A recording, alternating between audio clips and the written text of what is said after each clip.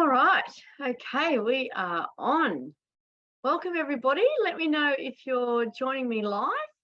And I welcome you here today for the Thyroid Diaries, episode 3, Getting Fit with a Thyroid Challenge. So if this relates to you, just give me a thumbs up. Let me know that you're here and let's get into it. So today I'm going to be sharing a little bit about my personal journey and what I have found to work really, really effectively so that you're able to still get the energy and get to maintain your exercise and achieve a good level of fitness, which then essentially feeds back into your whole wellness and well-being so that then you're feeling better in yourself, right? So because at the beginning of any type of challenge, such as the thyroid challenge, it can be quite tricky to navigate and find that balance between trying to achieve the level of fitness that you desire and respecting your body and respecting where you're at that point in time as well. So if you're here, just let me know. I'm just going to have a look on my phone. Let me know if you're here, so that I can interact with you as best as I can. And normally I see the messages at the end of the live. So wonderful. Hi, Willie. Lovely to see you. Excellent. So, all right. So with a thyroid challenge, which may be Hashimoto's or hypothyroidism, I'm speaking about that in particular, as well as hyperthyroidism as well. That needs to be respected and appreciated in this realm. Really slow and steady wins the race. I cannot emphasize that enough. Okay, so if you've got a competitive nature, and I don't know whether it's like I'm unsure if there's been any study. I know there hasn't been any studies done on this, but I have found that a lot of clients that I've come across that have a thyroid challenge, they tend to have that little bit of a competitive streak. Okay, so if you've got that competitive streak, and you have a thyroid condition, it can really be a bit of a rough mix in terms of exercise, because you're pushing forward when you should be pulling back, right? So to get fit, what we often need to do is we need to take a step back to then move forward. Yeah. So if that doesn't make sense, let me clarify. So with the thyroid challenge, your metabolism is already slow, or it could be sluggish, depending on where you are on that spectrum, depending on whether you've hit rock bottom or not, or whether you've caught it early, which is the area that I prefer to work with people. Doesn't mean I can't work with the other people, but if you already find that there's something going wrong or something skew and you seek help, then that's a beautiful zone to be working with, because then we can really prevent you from hitting that rock bottom where we've just got more of the therapeutics to work with. Okay, so with a slow metabolism, so your thyroid governs your metabolism. So with that, it won't only affect your weight gain or weight issues, but also your energy and just your overall well-being, right? So I liken the thyroid gland kind of like a gearbox in a car. So let's say, for example, you're in first gear. So if your TSH, which is your thyroid stimulating hormone, is high, okay, if that reading is quite high or not optimal, it's like putting your car into first gear. So your revs are really high. You may even be going uphill. So your revs are really high, but you're not going very fast. So that's like the TSH, yeah? So if you're, motoring along nice and smoothly, like fourth or fifth gear, and the revs are low, that's a optimal thyroid, okay? If you're going in reverse, that could be your reverse T3 is quite high, which is, one of the parameters that I like to look at on a pathology panel. And that could be that your body's literally trying to put the brakes on. So that's one of the reasons why I like to do the testing to see, the blue, that baseline of where you're at. But also you can innately, you can you can feel. So how I like to work with my clients is to have a check-in regularly. Have a check-in. So if you're externally driven, so you're comparing to others, or you may have an external goal. I've had to adjust my goals over the years because the goal that I had, like, it's just too big. It's now, just stick with me. There's mindset, but then there's we need to be realistic in honoring our body with where it's at. So we can't just always be in the mind to go for this overarching, massive, huge goal if it's not aligned with where we are in our body. We need to respect where we are in our body. Hence why mind-body integration is so incredibly important, so that we can get those feedback loops and appreciate where we are, so that we're not extending out too much to then become depleted. And then the wheels fall off, and then you're trying to put yourself back together. So you've possibly been relying on your adrenal glands, and the adrenal glands will push up your cortisol. So that's going to skew your blood sugar. So then you're going to be going for the quick fixes, like the carbs and the sugary items and the caffeine and, all those things, to try and get your energy back, okay? Because you've already gone way beyond what your body is capable of at that particular time. So slow and steady wins the race, and there's no reason why you can't get fit, but we need to really appreciate and honor our body with where it's at, and go gently.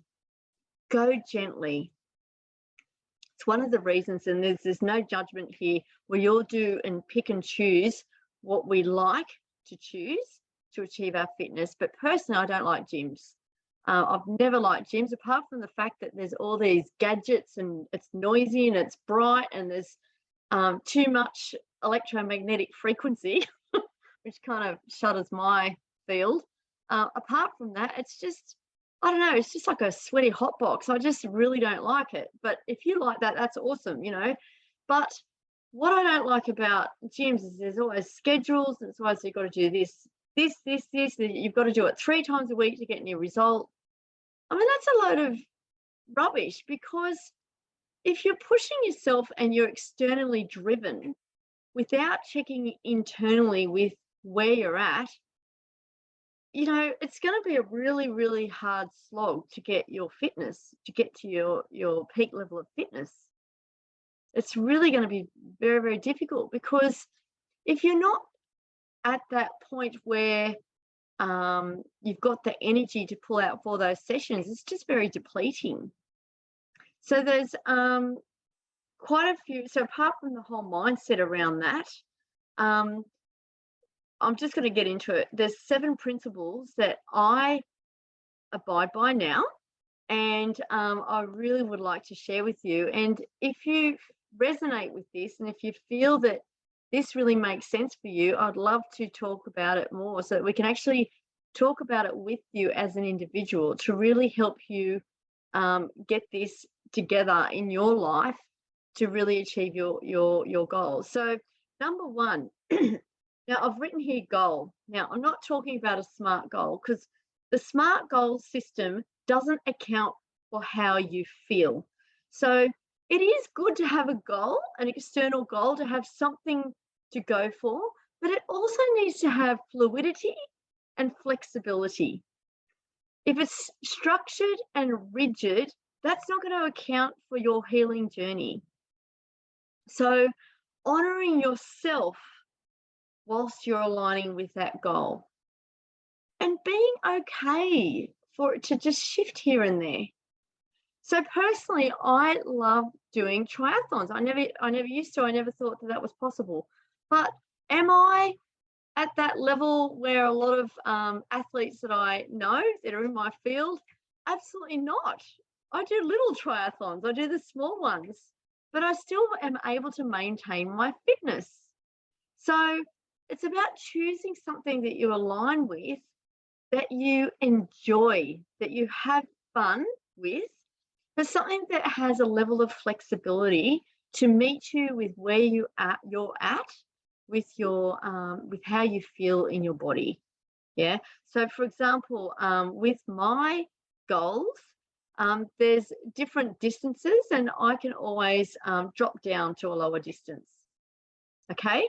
So if in my general life there's too many things going on, or it's going to be too busy, I will drop down to a lower distance, or I'll just leave that one and then go for a next one. But I still maintain a baseline.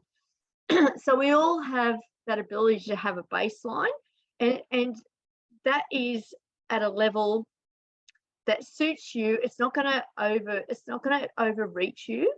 It's not going to be too taxing. It's just going to be going gently, slow and steady.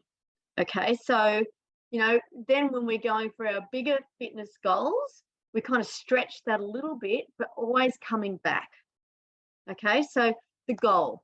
So having a goal, and your goal could be, I don't know, to do a particularly beautiful bush walk, or to get into climbing, or to, I don't know, play team sports. Like, we all have different goals. So it's really about looking at what makes your heart sing.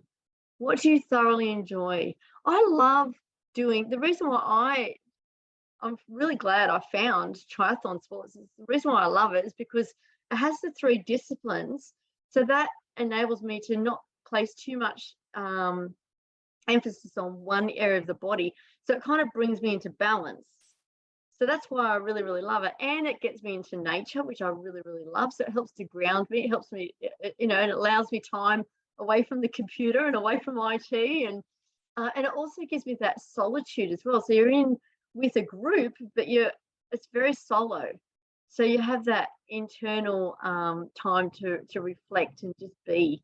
So personally, that's what I love. So it's about looking at what you love. So write in the comments if you're joining me live, or if you're joining me here on the replay, do a hashtag replay, and just write in the comments, what do you love to do?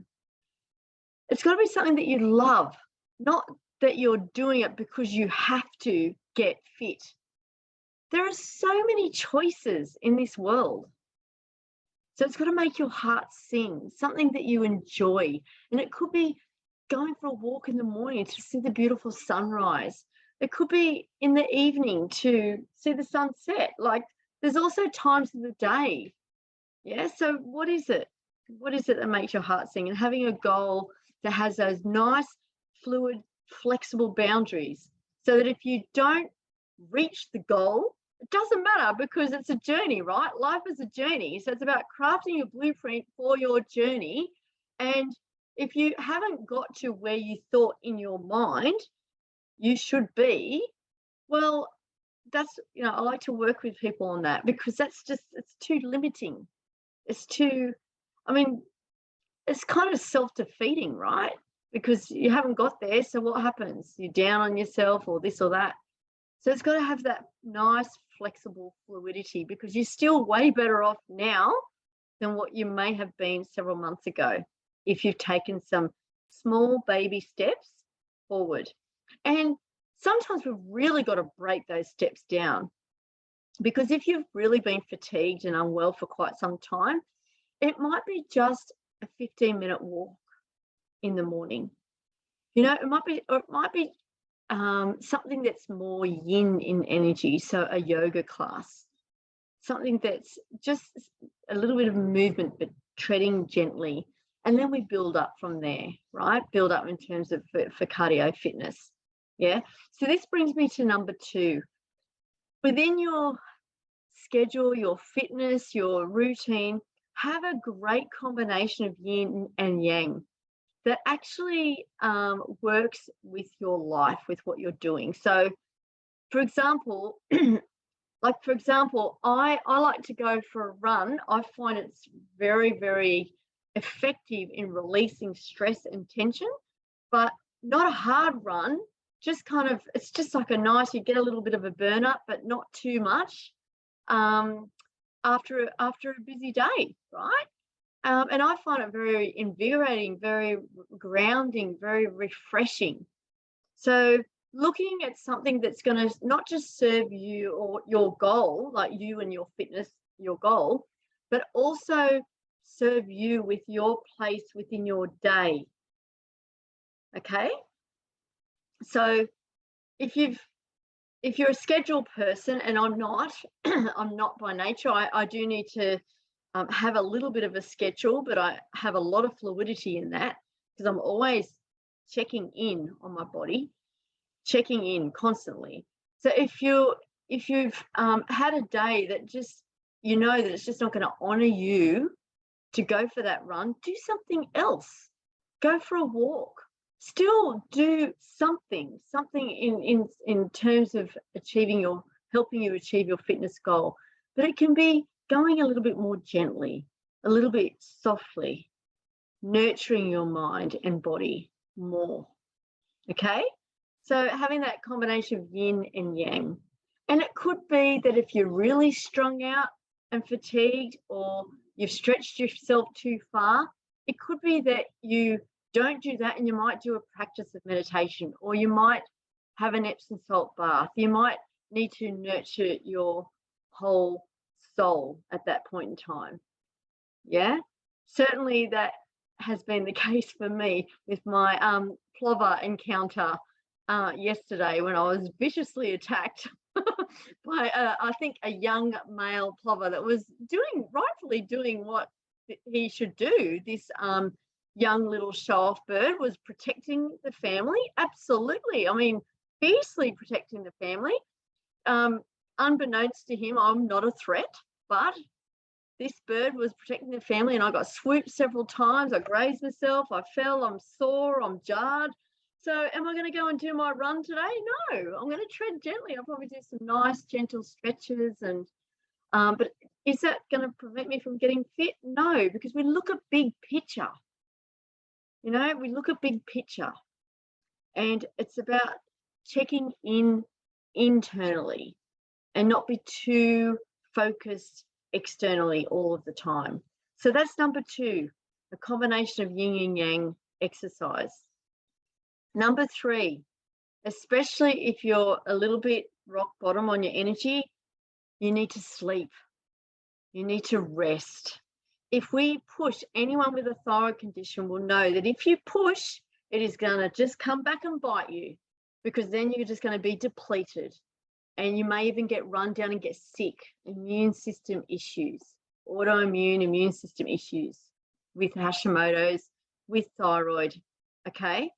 So if you push your adrenals so that they are just going to be strung out, you'll get unwell, you'll get sick. So with that, think strong boundaries. We all have a different set of circumstances. If your life is busy, have a look, and if you do an internal check and you know that you're feeling quite tired or exhausted or just fragile, have a look at what's going on coming up in the next couple of days and start cancelling a few things. Just kind of reschedule this, reschedule that, and just lighten the load so that you have time to rest. And put those boundaries in place, because sleep is the number one, 100%. That is the number one. If you can get your sleep on track, that's going to help you, because when you sleep, you get into that beautiful stage 4 sleep pattern zone, that's where we rest and recover. That's where we get our cellular recovery, cellular rejuvenation. That's where we secrete our growth hormone for repair. So if we're not getting good quality sleep, how on earth are we going to achieve our fitness goals, let alone get through the day? So sometimes we need to chip it all back and just, say to your partner, say to your family, say to your friends, shut down the work and just honor yourself and go to bed early, ultra early. Like really early, and sleep a little bit longer than what you normally would to rest and recover. And if you need a few nights of that, do that a few nights. If you need an afternoon of that, honor yourself that nap. Because if you check in and your body needs it, it's trying to tell you something. Listen to your body. It whispers before it shouts. Often, viruses, colds, flus, all this type of stuff can be prevented if we listen to our body. Because it's not just a virus attacking us. That's just so singular. It's about what's going on in our body. Where is our level of resistance? Where, what is the internal orchestra doing in our body so that we're able to stave off that illness? We're able to not, if we don't get sick. Yeah? I mean, why is it that in a family unit, half the family gets sick and the other half doesn't? That's an interesting phenomenon. So, yeah, I really encourage you to explore that. It's not just about hand sanitization and staying away from that person. It's about what's going on internally. What's happening with your own immune system? Where are your adrenals? Yeah, what's happening with your thyroid? What's happening with your nervous system? Yeah, so if you're feeling strong and resilient and healthy and vibrant, you're better able to stave off any type of illness that might be going around. Okay? So doing that internal check constantly and honoring your body, some sleep and recuperation, and that is going to serve you to tread forth for your fitness goals. It's all about feedback loops. Yeah? If we just, and again, swinging back to number one, having a goal that has some fluidity, has a little bit of stretch, a little bit of ebb and flow. You're still going to get there. It's just going to be a little bit more flexible, especially for someone with a thyroid condition, because we tend to be a bit more delicate, a bit more sensitive. If you resonate with this, if you have a thyroid condition and you're watching this and you resonate with a level of that you have a level of sensitivity, just tell me, yes, I do. Let me know, because I find this, I've just found that it seems to be a common phenomenon, and that's okay. So we just need to, tread gently. Okay, so number 4, nourish your adrenals. So whenever there is any type of fitness goal or just general level of fitness, and especially if you are at that point where you just want to step it up a little bit, make sure that you're nourishing your adrenals. And there are many ways that we do this with food. I also use a wealth of different liquid herbs. So, for example, when I'm actually coming up to an actual event, I get quite nervous, which is silly because I'm not racing against anyone, but for some reason, I know it's the energy, it's the vibrancy, it's, whatever's going on, I do get a little bit nervous. So I just have a little constitutional mix that I take that's going to support my nervous system, support my adrenals, support my thyroid, and support my immune system, so that I can just stay in my Zen zone and still participate, but without all that kind of, I suppose misaligned energy. So that just helps me. But we can do that through food. We can do it through some other dietary and lifestyle practice. We can, there's many different ways. So it's about working out what will work for you. Yeah. So definitely adrenals. We actually help to support our thyroid gland through our adrenals, especially from a nervous system point of view. Okay. Number 5, immune system support. Again, kind of similar to point number 4. We need to step up make sure that we're honoring our body with really life foods which have life source, so that we are getting all those beautiful vitamins and minerals that help to support our immune system, which is important when we're stepping up our fitness goal. Because with fitness, you know, we you may do the same, like a level platform for a period of time, and then to get fitter, you need to, at some point, you need to step it up. Okay, so at some point, this is why I like to have a goal, a very fluid goal, but I like to have a goal because at some point I will step it up, whether it's the pace of something or the frequency of an activity. So we need to step it up, otherwise we're just going to be the same. Yeah, so that's what fitness is cardiovascular fitness. You know, we step it up. And years ago when I started, I've always been interested in fitness, and I've always done the thing, you know, I've always been into exercise. But when I really started was 2017. And I remember this. I joined a Can2 program, and it was a phenomenal program because I had a beautiful supportive network around me. But at that point in time, I was very externally focused, and I was comparing myself too much to what was going on around me. And in the end, I just got really depleted. I think I got sick as well in between the training at some point, and that was happening for quite a few times, right? For quite a few periods of time. And eventually I thought, you know what, I've just got to chip all that away. I've just got to, this is my journey. This is about me. I need to honor myself. Anyway, going back to that, I ended up doing that half marathon, and I've still saved the photo, and I haven't shown anyone. It's very private, but I've saved the photo that I took of myself after I ran over the finish line, to remind myself of how taxed I looked. Like I actually looked grey. Like I really pushed myself way beyond my capabilities, I believe. And then I think I ended up getting sick, and I was sick for several weeks.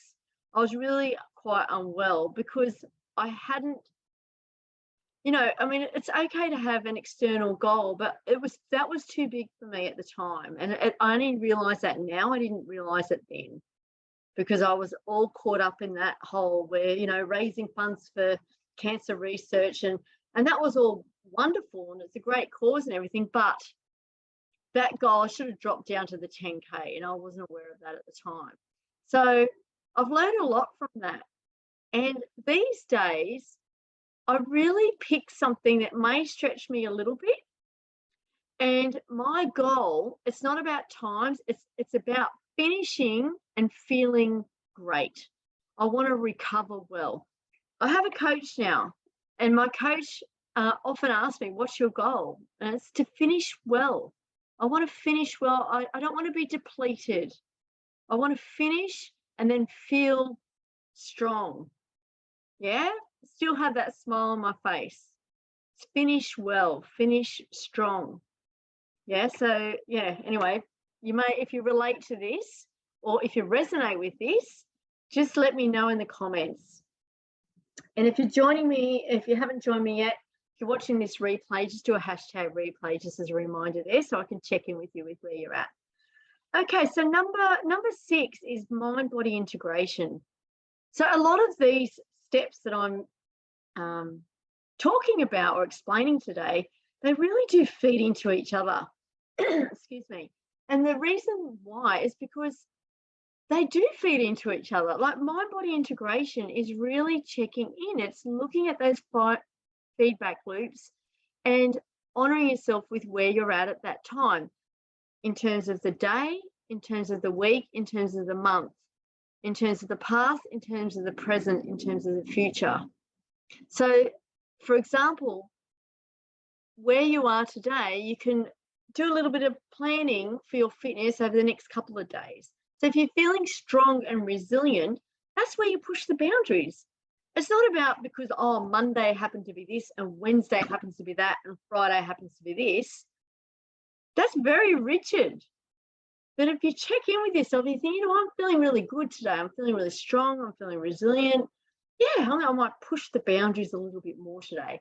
And it may be with time, in terms of the amount of time that you do your activity or exercise, or it might be in terms of how vigorous you work within that time frame.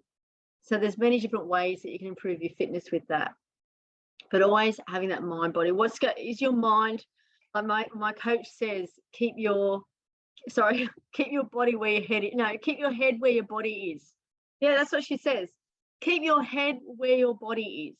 Because if you're thinking up here and you want to do this and you're pushing yourself for this ridiculously overarching goal, you're not checking in, you're just externally driven. Well, that's where there's the likelihood that you might get injured, or you're going to get depleted, or you're going to get unwell. So always checking in, keep your head with your body. So body, mind, alignment, yeah? Crucial to move forward with your fitness. And number 7, I've just mentioned it, is, if it resonates with you, get a coach. Get a coach or a supportive group or a supportive friend, but somebody who really understands your story so that they can honor you with where you're at. You don't want someone that you haven't got that connection with. You need a connection. You need to have a connection with a person or a mentor, somebody who can keep you accountable, but 100% understand what's going on for you, so that you can be gently nudged here and there, but not flogged. Because we don't want to flog ourselves. It's when you flog yourself, it's just, why would you give yourself a whipping? Why would you do that? You're a beautiful being. Yeah. So we need to just, be kind to ourselves. Be kind and tread lightly. We're still moving forward. We might be going up and down. The journey goes up and down, up and down, up and down, up and down, and up and down. But guess what? Even on the downs, you're still moving forward. You're still moving forward. One foot in front of the other. One foot in front of the other.